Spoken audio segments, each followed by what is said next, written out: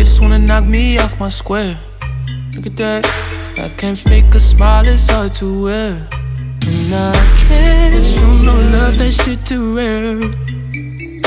Is it 'cause my whip so fast, you don't see no flaws? Is it 'cause my bitch so... Hey family, it's King CVB back with another video. Today we're going to be reacting to how Xxxtentacion changed an entire generation by Publish X. Okay guys, so here is my first vlog. Today I am basically going to tell you guys about myself, because I've never really let you in much, and I feel like that's the best thing to do right now, to let my supporters know really who I am and have an idea on the type of person I am. Xxxtentacion always said he was friendly unless you gave him a reason not to be. But growing up as a kid who would fight anyone at the many different schools he went to, and even spending some time in juvie, meant he was never in one place for too long. And most friends he did make didn't stick around. His behavior was taking a toll on his family, and at a certain point he was kicked out and drifting homeless. Being young and on the streets of Pompano, something as small as having weed could get you in trouble, and it did. The police would arrest him for exactly that.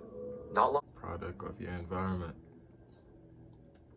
after, he was taken into custody again for trying to steal laptops from a home. Even though everything was going wrong for Jahseh, one good thing in his life was finally about to happen.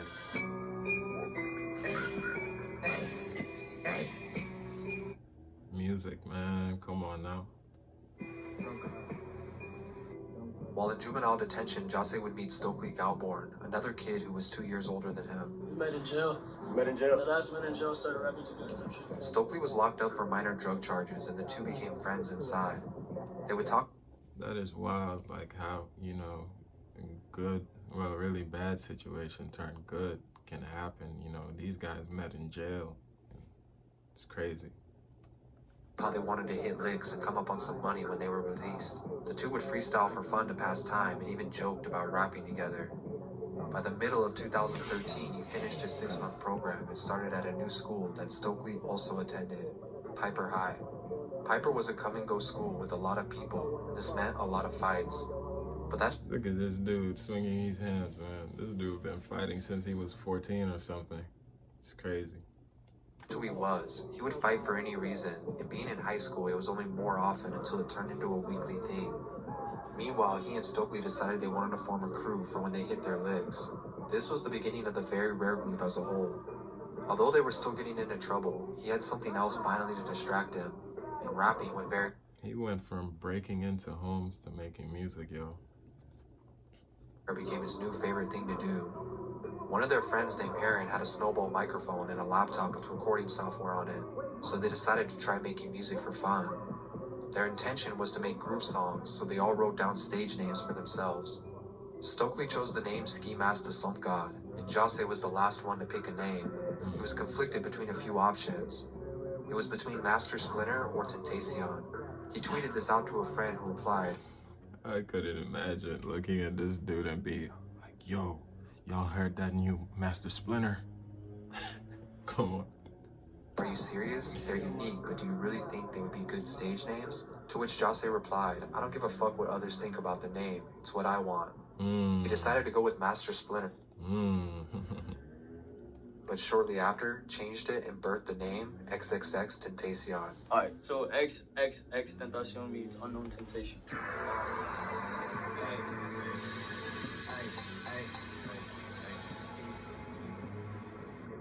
They were still up to no good most days, but they really started to consider music as a way out. The group started writing their first songs, and they recorded whenever and wherever they could.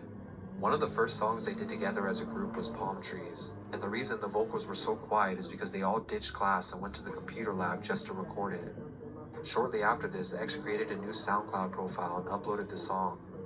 Palm Trees was the first song he would be featured on, but his first ever solo track was named News/Vlog. After realizing he enjoyed the process of making music, it became an outlet for his anger. Man, this dude and the way he records, like, it's so like raw. He doesn't even go to master everything. He just like puts it out, and sometimes it almost sounds unfinished, but that's what makes his quality so distinct from everybody else. He learned to record himself and dropped as much music as he could. A friend he made helped him organize the songs into an EP that he released on DatPiff called Ice Hotel. He then released a few more songs on SoundCloud, but would often delete them after a short period of time. X started talking with his friends in the Very Rare group, asking them how serious they were about this rap shit. He wanted to make sure everyone... Fun fact, when I discovered X personally, I was still living in Africa. Like around, mid-2017. You know what I mean? ...it as bad as he did. They started recruiting new members to the group, but unfortunately some friendships began to strain. X and a group member named Nyora would get into an argument, and Very Rare would fall apart. This caused them to reform under a new name, Members Only.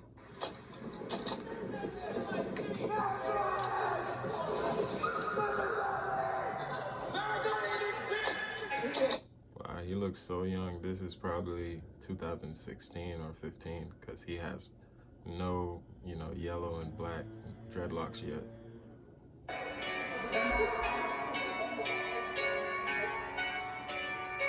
Shoot, out of here. At first, the group only consisted of X and Ski. Together in 2015, they dropped their first mixtape, Members Only Volume 1.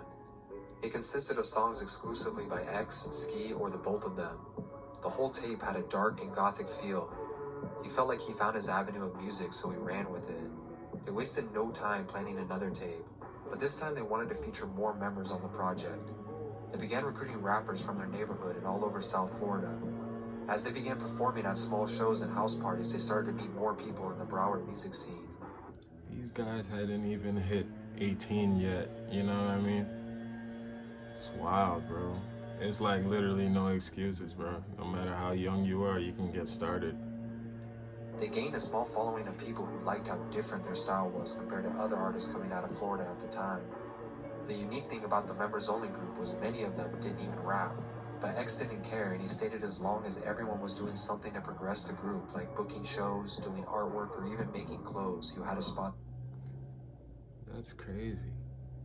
Basically he's like, it doesn't matter whatever little thing, every contribution, no matter the size, how little, even if you're doing one thing, you're considered part of the group. I think that's a W take on it. Because of this, the group grew to a substantial size of rappers, photographers, and designers.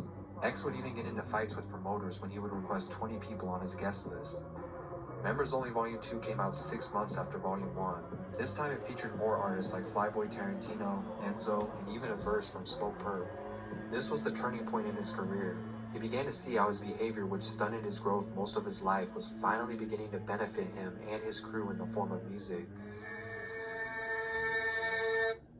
Yeah, I guess he was basically in the stage where, he had a lot of violence growing up, but now he would broadcast it and post it online, and that would, make more noise, which is traction, you know what I mean?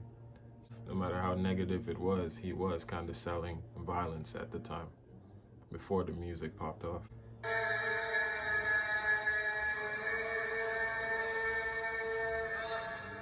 Almost immediately, he began to build a small fan base just off this alone. Although he was starting to see the benefits of this outlet, it didn't mean his life was any easier. He was still fighting and getting into trouble. Members Only was starting to build a reputation as the Rowdy Kids. One fight in particular would be filmed and uploaded to World Star Hip Hop, giving X his first taste of going viral. But his behavior once again had its negative effects too, and he was expelled from Piper High School. With more free time, X began to enjoy the idea of figuring out social platforms and how to utilize them to his advantage. An early example of this was him removing his songs from his SoundCloud to create a sense of scarcity to his music. Almost immediately, people began to search for these lost songs. X would later talk about this. He was like a mastermind when it came to like using the internet and, basically marketing himself. Crazy. And he hoped one day his lost music would be searched for and traded around like Pokemon cards. By the summer of 2015, his name started to circulate and locals were starting to know about him. At this point, he could guarantee a few thousand plays every time he dropped new music. With X leading the way for Members Only, they began getting paid a small amount of money for shows in the area. People from Florida's underground music scene said the Members Only shows were so infectious that other aspiring rappers were trying to emulate the energy they brought. It came natural to them though. They could turn even the smallest show into a mosh pit.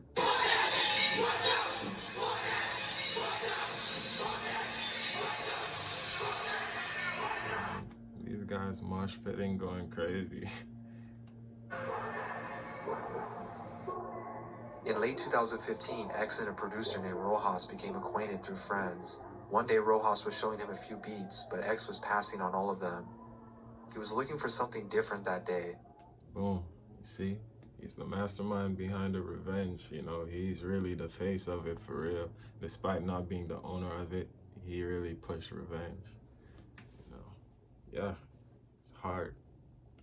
It came down to one last beat. Rojas had been saving it for another artist, but he was locked up at the time, so Rojas decided it was up for grabs.